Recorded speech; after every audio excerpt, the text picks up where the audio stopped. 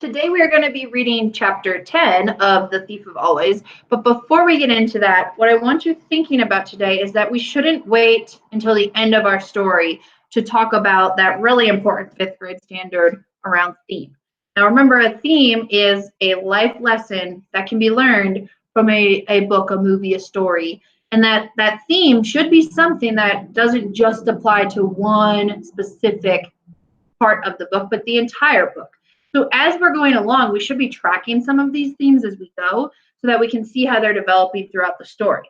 Now, the reason we started with problems are because a lot of times we learn lessons from the problems in our lives. So these problems that we've been tracking with Harvey and with the other characters are going to lead us to the lessons that the character learns, and then in turn that we can learn from that story.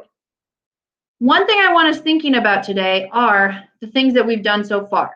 We've talked about the setting. We've talked about power. Different characters have different power, and that changes how the story develops. We've been keeping track of those multiple problems, and we've been trying not to judge, like we talked about with Snape, not to judge characters, but to really let ourselves learn the characters as we go. What we're getting to now is that we should be learning alongside the main character. So while the character is going through these things and learning these things, we should be learning them too, and that's how we develop our themes. So be thinking about that as we're going today. This chapter is called Falling from Grace.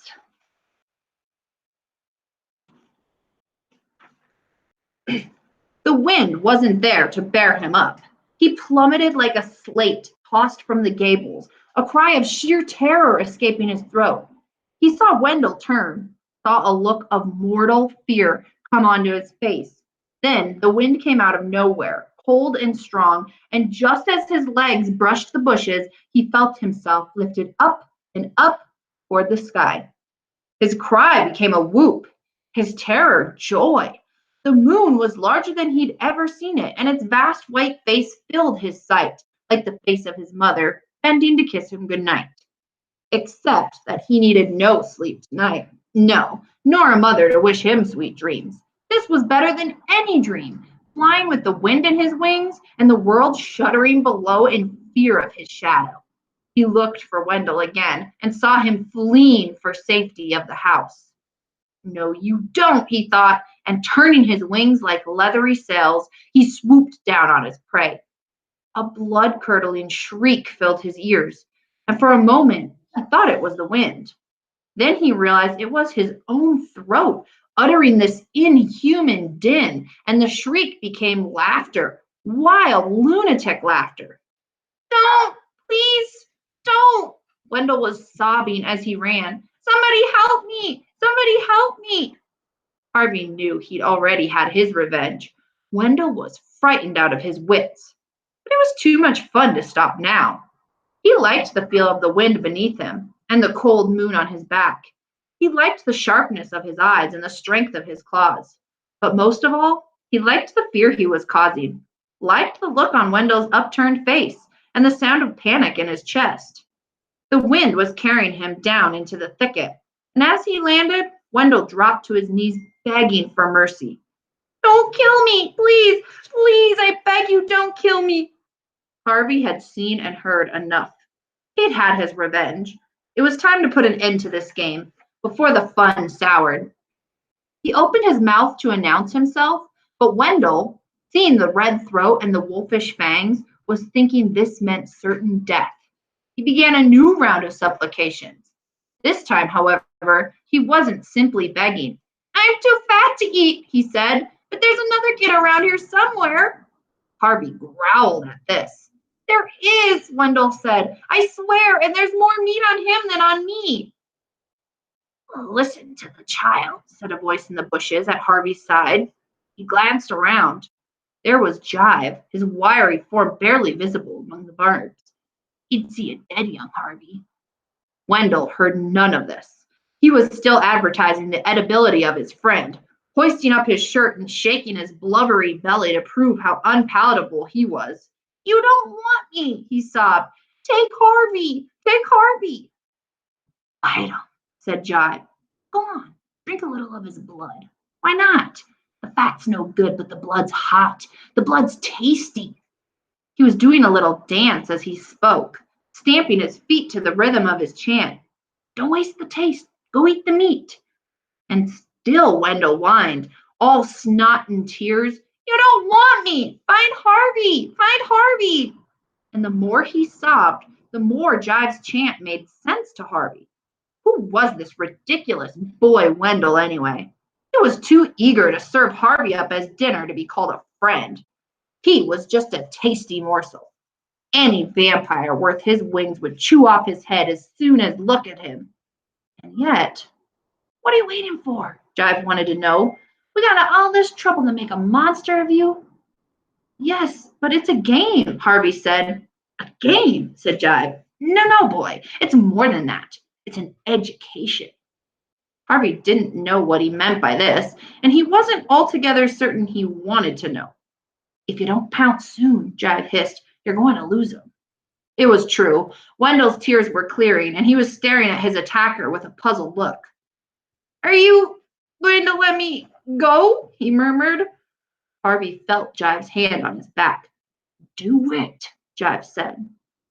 Harvey looked at Wendell's tear-stained face and trembling hands. If the situation was reversed, he thought to himself, would I have been much braver? The answer, he knew, was no. It's now or never, said Jive. Then it's never, Harvey said. Never.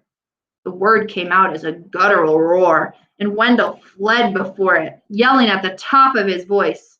Harvey didn't give chase. You disappoint me, boy, Jive said. I thought you had the killer instinct. Well, I don't, said Harvey, a little ashamed of himself. He felt like a coward, even though he knew he'd done the right thing. That was a waste of magic, said another voice, and Mar appeared from out of the bushes, her arms filled with enormous fungi. Where'd you find those? Jive said. Usual place, Mar replied. She gave Harvey a contemptuous look. I suppose you want your old body back, she said. Yes, please. We should leave him like this, said Jive. He'd get around to sucking blood sooner or later. Nah, said Mar. There's only so much magic to go around. You know that. Why waste it on a miserable little punk like this? She waved her hand casually in Harvey's direction, and he felt the power that had filled his limbs and transformed his face drain out of him. It was a relief, of course, to feel the magic unmade, but a little part of him mourned the loss. In a matter of moments, he was once again an earthbound boy, wingless and weak. With the spell removed, Mar turned her back on him and waddled off into the darkness. Jive, however, lingered long enough to have one last dig at Harvey. You missed your chance there, kiddo, he said. You could have been one of the greats. It was a trick, that's all, Harvey said, concealing the strange unhappiness he felt. A Halloween trick. It meant nothing. There are those who disagree, Jive said darkly. Those who'd say that all the great powers in the world are bloodsuckers and soul stealers at heart. And we must serve them, all of us, serve them to our dying day.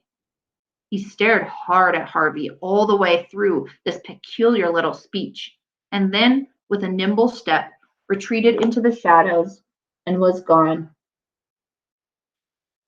Harvey found Wendell in the kitchen, a hot dog in one hand and a cookie in the other, telling Mrs. Griffin about what he'd seen. He dropped his food when Harvey came in and yelped with relief. You're alive! You're alive! Of course I'm alive, said Harvey. Why shouldn't I be? There was something out there, a terrible beast. It almost ate me. I thought maybe it had eaten you. Harvey looked down at his hands and legs. Nope, he said. Not a nibble. I'm glad, Wendell said. I'm so glad. You're my best friend for always. That was vampire food 5 minutes ago, Harvey thought. But he said nothing.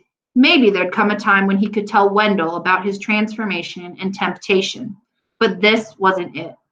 He simply said, I'm hungry, and sat down at the table beside his fair-weathered friend, put something sweeter than blood in his belly. So what I want you to do today is I want you to write one theme, one life lesson that we can learn so far in the story, and always make sure that you're going back to the evidence to prove it. So what is happening? What are the characters going through that are teaching you that lesson? Because we should be learning alongside the main character, learning with them.